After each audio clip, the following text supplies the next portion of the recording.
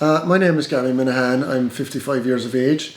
I'm from Skibbereen in West Cork. I'm married to Tricia and have two kids, Paul and Amy.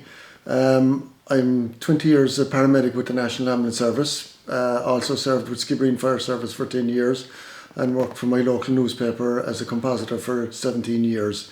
Lived a very active life, played a lot of Gaelic football, soccer, squash, and in a latter life I took up Ironman events there, and I've competed in 2 full Ironmans and 4 half Ironman events there, and looked after myself well and never smoked and trained maybe 5-6 days a week on average.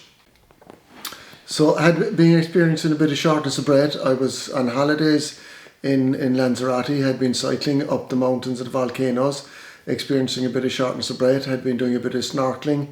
Had put the shortness of breath down to being a bad snorkel, and again putting the shortness of breath down to being having an injured leg. Arrived home from holidays and had been experiencing still shortness of breath, but again putting it down to having a sore leg and not being fit. And then on the Tuesday, things started to go downhill rapidly. My shortness of breath got a lot worse. I was sitting down at home on the chair here, and I felt like what I can explain as bullets going through my heart. They were absolutely incredible. It frightened me so bad that I rang my colleagues in the ambulance service, but unfortunately they weren't around. And my shortness of breath got worse and worse and worse, and then I had got a stabbing pain from my ribs right up into my shoulder. And my shortness of breath got absolutely incredible, actually intolerable. There was no one around, so I took the decision to drive myself to the hospital, to Bantry General Hospital, which is only about half an hour's drive away. En route, I suppose my condition started to get a lot worse, and I basically fell in the door of the hospital to Bantry and met a wonderful nurse who had me inside in intensive care within about 3 minutes of arriving in the hospital.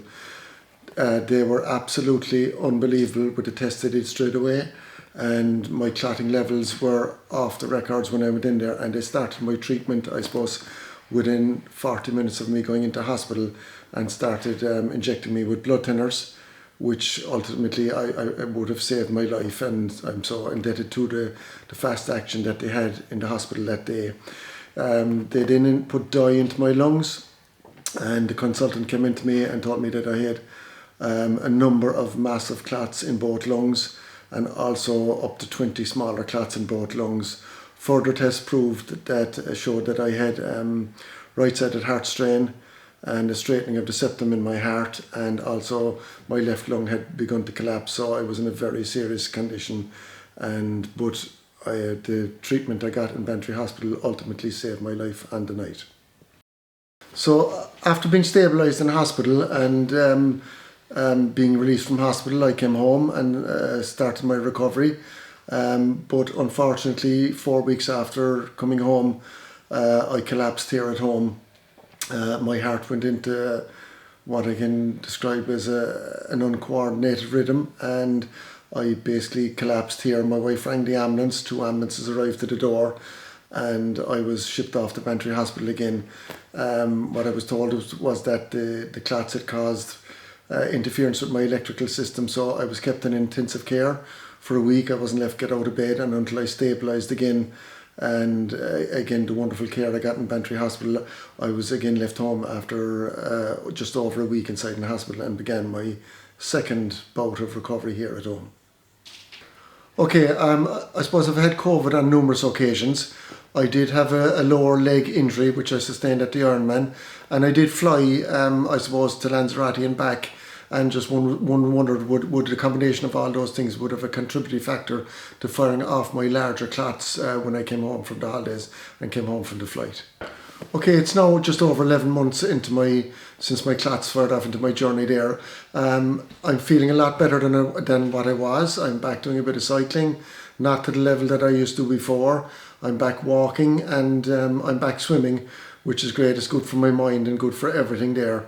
It's taken a long time for it. It's been a long, hard journey for going from being able to walk, I suppose, just 100 metres now to being able to walk 4 or 5k.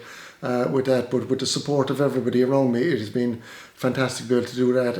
I'm still a long way from where I was prior to this, but I'm positive and I will get there. Okay, I suppose when I came out of hospital the second time, I was a bit lost and just needed a bit of information, a bit of support, and like anybody went on Dr. Google and I found Thrombosis Ireland and made contact with them. And ever since that day, the level of support that they have given me has been phenomenal, which has helped me tremendously in my road to recovery.